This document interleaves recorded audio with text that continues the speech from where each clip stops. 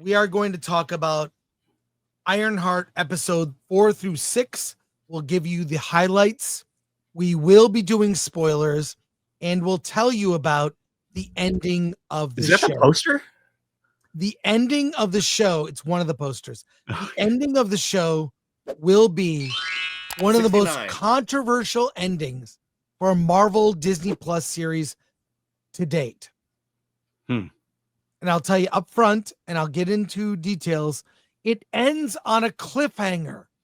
It literally ends on a cliffhanger, and it will be a show and a cliffhanger that will never be resolved.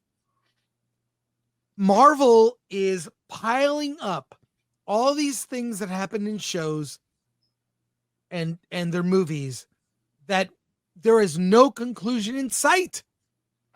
And we'll get to that, but let's start off with the events that lead us to that conclusion, which is the untimely death of John, part of the Hood's crew. John has an untimely death that involves Riri and Ironheart. It's an accidental death that she's kind of somewhat responsible for. When that is revealed, then the Hood sends his crew off to kill Riri. Hold on, we gotta clarify that. Okay, yeah, please. Yes, she is responsible for his death in the sense that she could have saved him. That's correct. But chose not to. Exactly. And so then the Hood sends his crew off, including Slug, to get Riri, who's at a White Castle. Now, we introduce another side of the show. That's the big arc in the last 3 episodes. The leading up to this, he visits a magic shop. Somehow magic is involved. Yeah. Okay. So she is finding that she can't beat the Hood on her own, and that she needs a bit extra, and that's the magic. And she gets a piece of his hood to examine, takes it to a shop that sells magic and coffee and sweets. Yeah. In any case, she meets a character named Zelma. That's Zelma with a Z, who's effectively the black version of Velma. I'm not making this up, and is accurate from the comics. She could have been Asian. It could have been Asian. Could have been Asian. She's a black girl with big horn rimmed glasses and a goofy hat, and she's Zelma, and she knows magic, and she can go to other realms and do all this crazy magic that's like Doctor Strange, and she schools Riri on what this could be and how she's in danger. By the way, let's remember that this is a piece of his cape that she was able to cut off, but is indestructible at the same time. Yes, and he didn't know she was doing it while she was doing. He didn't know. The Hood didn't know it was happening when it was happening. Right. It's kind of not really believable. But remember, it's indestructible. So right, exactly. So, now after the events where John is dispensed with, they try to kill her in a White Castle. Ironically, yes. Yes, a White Castle. Odd, which ends up with a huge fight in the restaurant in which, she's nearly killed. And I'll take it from there, Alan. It gets dumb. I really want to talk about the last episode. If you know anything about comic books, she doesn't get killed. But lo and behold, Joe or Zeke Stain, he is in cahoots now with the Hood. And not only that, he has been transformed into a kind of a indestructible creature. Yes, Slug uses some technology to upgrade Ezekiel Stain into a powered. He has powers now. Unbeknownst to him, unfortunately, the Hood can control him. Right. So controls his every move. Right. So it's deal. It's a deal he makes with the Hood that he made a deal with the devil. Yes. Effectively. Yeah. And so he is able to actually defeat Riri as Ironheart, destroys her suit of armor. And just at the moment where he's about to kill her, he lets her go because why? He's still got a heart. And so, but he says, go away, don't ever come back, or there'll be trouble for both of them. And then he goes off and tells Hood that he killed Riri. Then we get to and then each of the members of the crew kind of meet their end, not necessarily death. Well, defeated. They're defeated. My favorite is Slug. There's a shot where Slug's in a truck and the truck flips over and the look on Slug's face. Whoa! Slug is the comic relief. And I gotta be honest, there's a lot of things to dislike about this show, but I'm like a goofy, funny drag queen. I don't know if she's trans or just a drag queen. Yeah, she's a drag queen, definitely. That's how she's billed. Yeah, so it's so dumb. It's like, all right, I'll take that over the conflict with Natalie or Zeke Stain or all this other stuff that I don't care about. Literally, it's hard for me to even remember a lot of this because I saw it a week ago and I saw it all in one night. And it's difficult to remember it when you don't care about it. Yeah. But the thing I remember the most is how selfish Riri is and how unlikable her character is. And defeating the members of this crew is not redemption for the crimes she committed, including allowing John to die, among other things. It's not really heroic behavior. So, yeah. Yeah. I was gonna say, yeah, but the thing is, she's iconic. And why do we know that? She says so. She said so. She says so. So, okay, final episode is the shortest episode, which basically ends with we meet Mephisto. We finally meet Mephisto, played by Sacha Baron Cohen. Mm-hmm. And all it is a scene in a restaurant where he's sitting having a conversation with Riri. Yeah. And I got to be honest, he's great. He's not in the Mephisto like devil horns. That'd be too on the nose. Wish Sacha Baron giving Cohen? Sacha Baron Cohen Mephisto horns. You mean a Jewish actor with devil horns? Yeah, that would be bad. That would be bad. He's not that. He's in maybe a different form, whatever. Well, Sacha Baron Cohen, yeah. But he's really good. He has gravitas. He's intense. And what it comes down to, the final episode comes down to a choice where Riri can save her friend Natalie. And if he signs this document effectively. You mean Natalie, the AI best friend? Yeah, who's not really Natalie, the person she. But she can save the real Natalie if she signs effectively over. She can save the AI Natalie, not the real Natalie. Yes. The AI Natalie. You can save the AI Natalie, her friend, if she signs this. And I will say, Sacha Baron Cohen, he is the only highlight in this whole really legit actor. He is a legit actor. I mean, Anthony Ramos is okay as the Hood, right? Slug is goofy and whatever. I mean, the whole thing is bad. And Riri Williams is the worst written character in the show. Slug gets better lines. The Hood gets better lines. And Sacha Baron Cohen in that final episode, he's very good. It's literally a scene at a restaurant at a table with them talking. It's really intense. What happens? I know you want to know. What happens? Tell everyone what happens, Helen. Oh, it goes to black and we wait for season 2 to find out. No, she agrees. Well, implicit. And then it goes to black. Yeah, there's nothing implicit, but I should mention that they meet at a diner. It could have been a Chinese restaurant. It could have been a Chinese restaurant with Chinese wait staff. Yeah, they had their chances.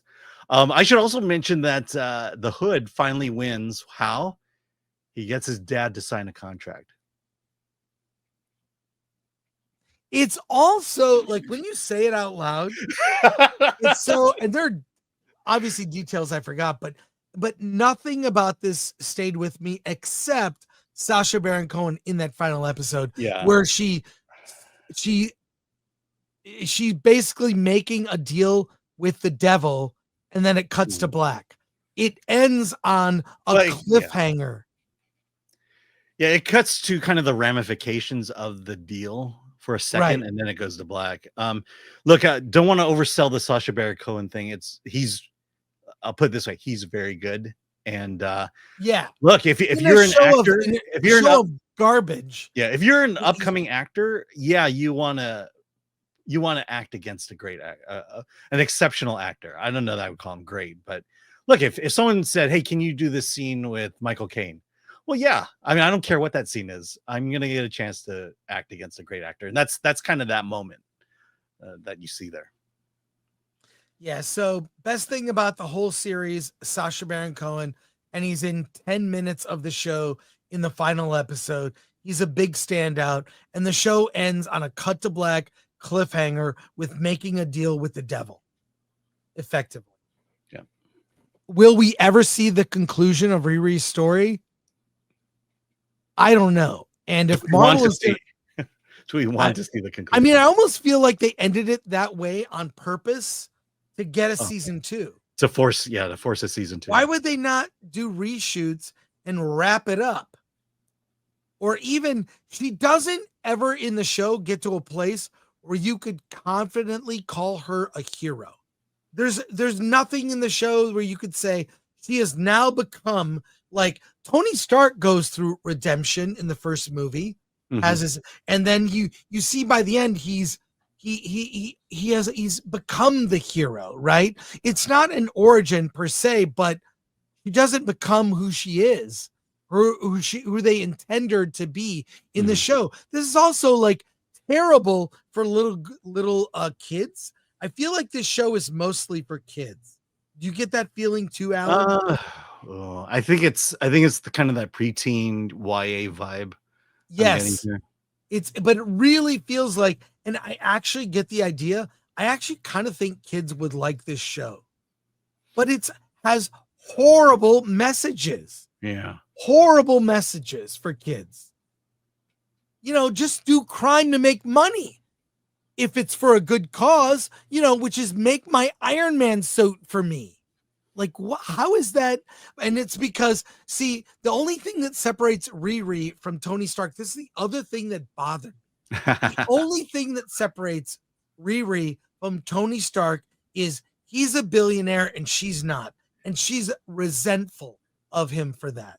But weirdly enough, she has the same amount of resources that Tony Stark has. Because there are 2 instances where she's rebuilding her suit. Where's she getting all that equipment?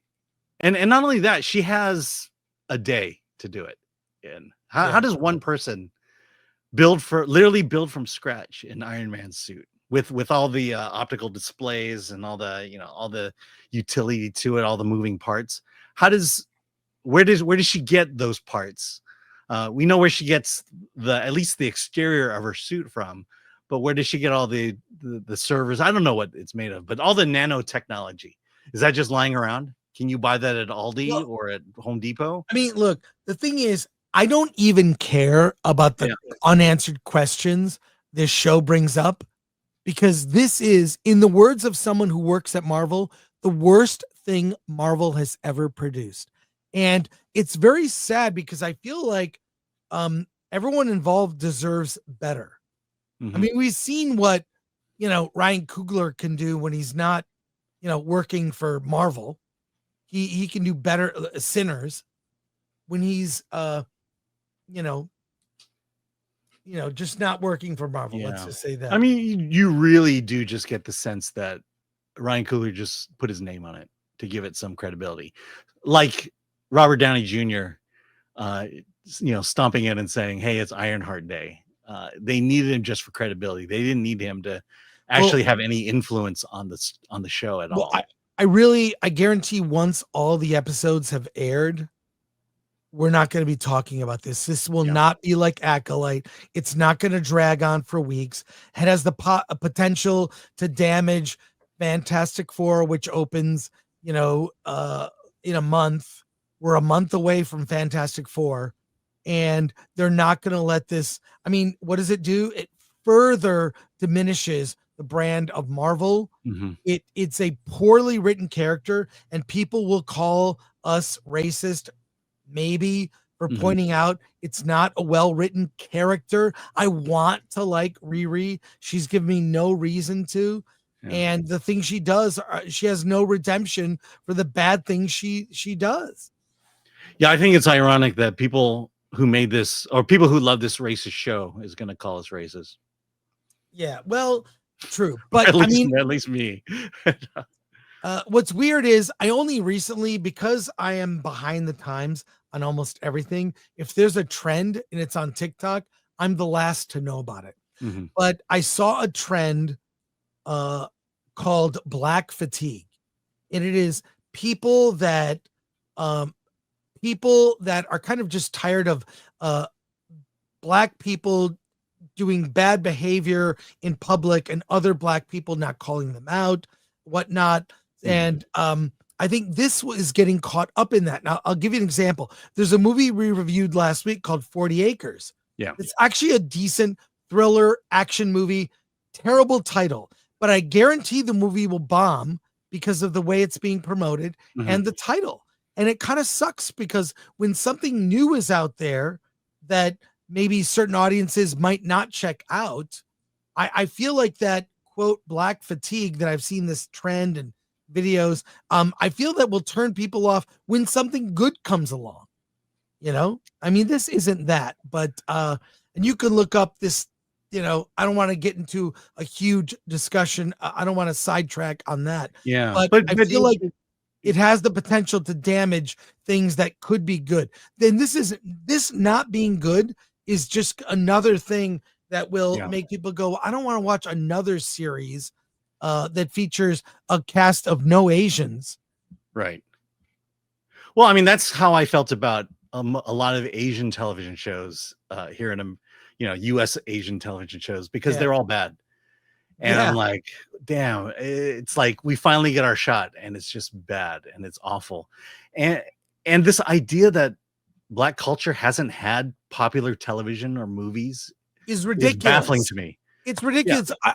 I grew up watching everything from Sanford and Son to What's Happening. What's Happening was one of my favorites. I watched every day after school because Raj was nerdy and wore glasses like me. I was a kid that read comic books and had newspaper routes, and I worked really hard, and I was raised by a single mom, and Raj was raised by a single mom. He had goofy friends like Rerun, who was like the comic relief of the show. But every episode of What's Happening was a morality tale. It was there was a moral choice. The characters had to deal with moral issues. Yeah. And let's be real, it wasn't no Star Trek. moral issues in this. And when you look at Black television back in that day, there were great storytelling. And I don't remember. They probably had some white side characters. Yeah. I don't remember any of them. But those shows uplifted those shows uplifted Black culture. I can't maybe I'm jaded, but I can't think of a time where Ironheart uplifted Black culture other than played the music, showed us the the artwork on the walls. And in the words of Dante from Verbal Riot and DA Derek Anderson, the DA, said that this show is like a bad BET show. Like a BET made a superhero show, this is what it would be. What I question and why this is not only a bad show, it's a bad example to kids. This is a Disney Plus show for kids where a young Black woman is justified in crimes and doing an awful behavior and bad things and stealing. Well, that not a good example for young kids. it's the old ends justifies the means, and I think you see that on television even where unspeakable things are being done in LA and people get away with it, and it's applauded. Also, I want to comment in the chat. First season of Fresh Off the Boat was good. The rest of one was garbage, and I'm talking about Asian American shows and TV. Yes, the K dramas and all the Chinese stuff is great, but that was made overseas. I'm talking about stuff that Well, is definitely Asian American. well, your final thoughts, Alan. Yeah. We got to go to comments. Yeah, and then I got to leave soon. Yeah. Okay. So yeah, I mean, let's be real. This is on par for Marvel. Nothing we've said should surprise you. Nothing we said. The fact that they got the storytelling elements all wrong shouldn't surprise you. And the fact that I think what Marvel thinks is that if they just, what do you guys call it, tech porn? If you just show us cool tech stuff, that's just enough, and then you just throw a story behind it. And sure, why not? Let's make something for Black History Month a few months late. So again, we're not saying or anything that is going to surprise you. It's bad. It is echo levels bad. And it's sad because when you're given an opportunity to take your culture and put it into a Marvel show, this is a missed opportunity, and I'll just it could have been so much better. I'll end on this. You're not a hero because of your identity. You're a hero because of your deeds and your values and what you stand for. Mm-hmm. And what we see in Riri is not a hero. And that's why this show is a failure and a bad example and something I would not show my kids. Mm-hmm.